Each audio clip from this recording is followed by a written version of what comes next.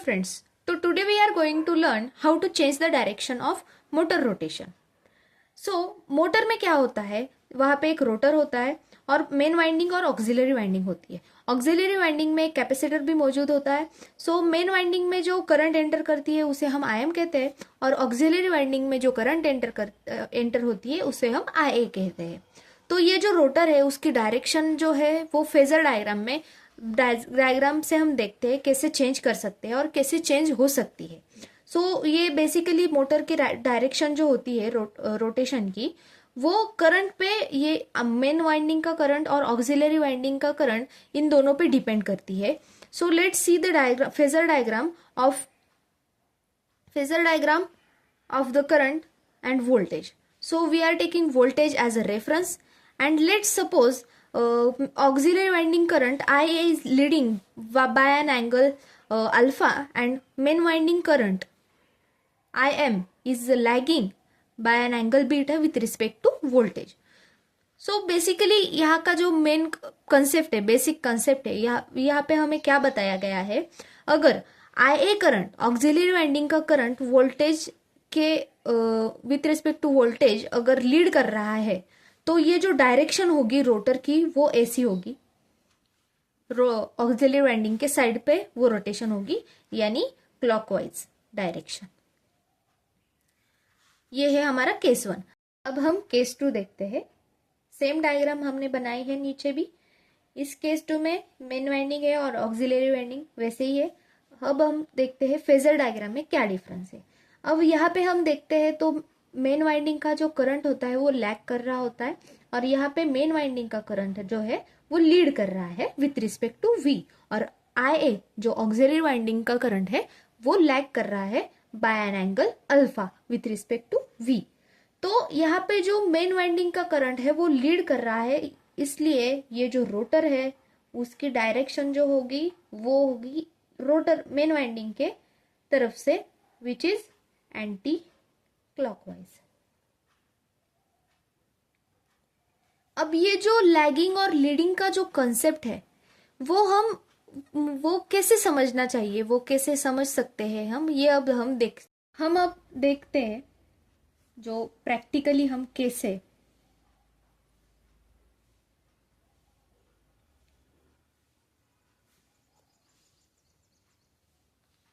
हम डायरेक्शन जो है रिवर्स कर सकते हैं मोटर की. तो यहाँ पे हम केस 1 देखते हैं. केस 1 हम डायग्राम ड्रॉ करते हैं.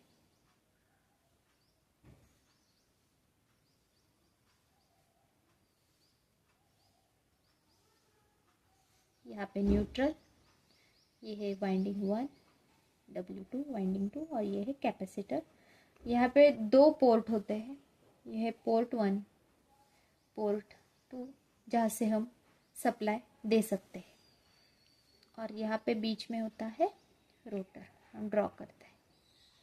ठीक है, ये है हमारा रोटर.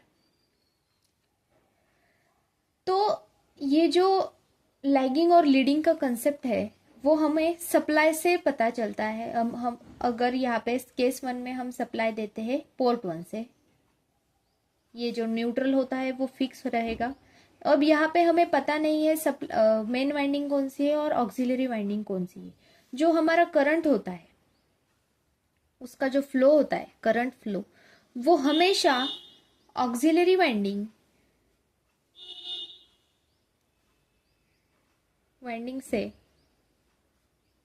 मेन वाइंडिंग की तरफ फ्लो होता है.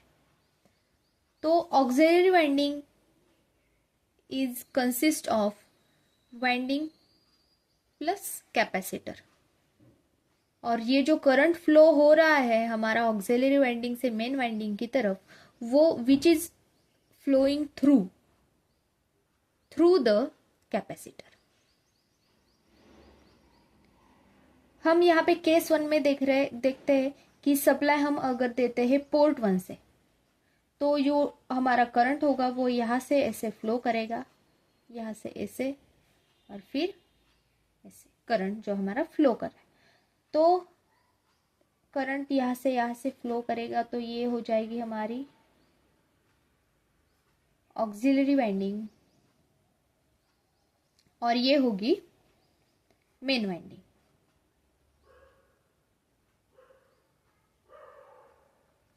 ठीक है, तो यहाँ पे जो रोटर की डायरेक्शन होगी, यहाँ पे हम देख सकते हैं कि ऑक्सिलरी वाइंडिंग का करंट जो है वो कर रहा है यहाँ पे विथ रिस्पेक्ट टू वोल्टेज, हमारा करंट जो है वो कर रहा है लीड ऑक्सिलरी, और ये जो है मेन वाइंडिंग का करंट वो कर रहा है लैग। ठीक है, तो जो हमारी रोटर की डायरेक्शन है वो होगी मेन वाइंडिंग ऑक्सिलरी वाइंडिंग की तरफ, which is clockwise direction.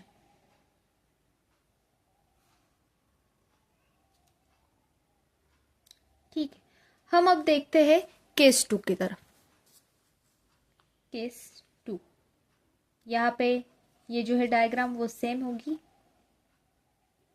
Same W1 W2 capacitor है यहाँ पे, ये न्यूट्रल, ये W1, ये W2, यहाँ पे है रोटर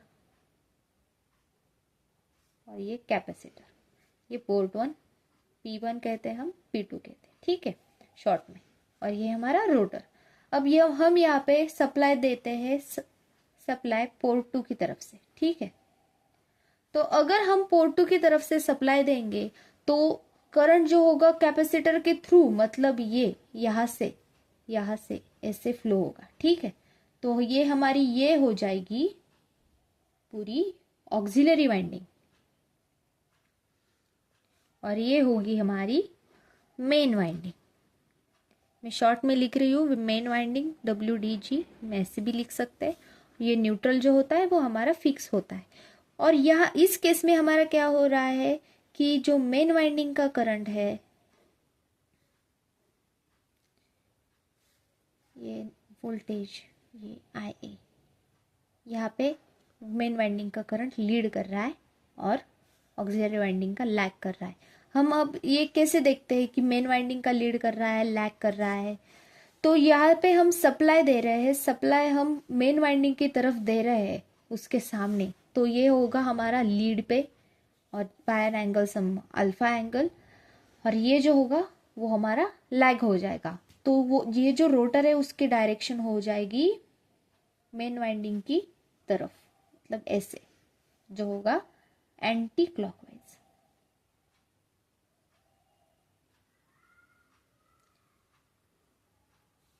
ठीक है, और जो मेन वाइंडिंग और ऑक्सिलरी वाइंडिंग का जो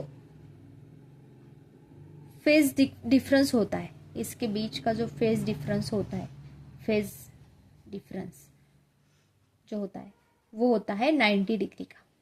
ठीक है, तो यही है कंसेप्ट, हम कैसे रिवर्स कर सकते हैं डायरेक्शन। ये जो मोटर होती है हमारी वो फैन में हम यूज कर सकते हैं। फैन के ऊपर जो कैपेसिटर होता है वहाँ पे एक कैपेसिटर होता है और ये ऐसी मोटर होती है, वहाँ पे 2 सप्लाई होते हैं और एक न्यूट्रल जो होता है वो होता है। अगर हम फैन के ऊपर जो होता है वहाँ के अगर हम टर्मिनल एक्सचेंज कर दे, मतलब पोर्ट जो होता है सप्लाई पोर्ट, यहाँ से अगर पोर्ट निकाल के यहाँ पे सप्लाई दे दे तो जो डायरेक्शन होती है फैन की वो हम चेंज कर सकते हैं। So hope you like this video. अगर आपको ये वीडियो इंफॉर्मेटिव लगा हो तो प्लीज़ लाइक करें, शेयर करें और सब्सक्राइब करें।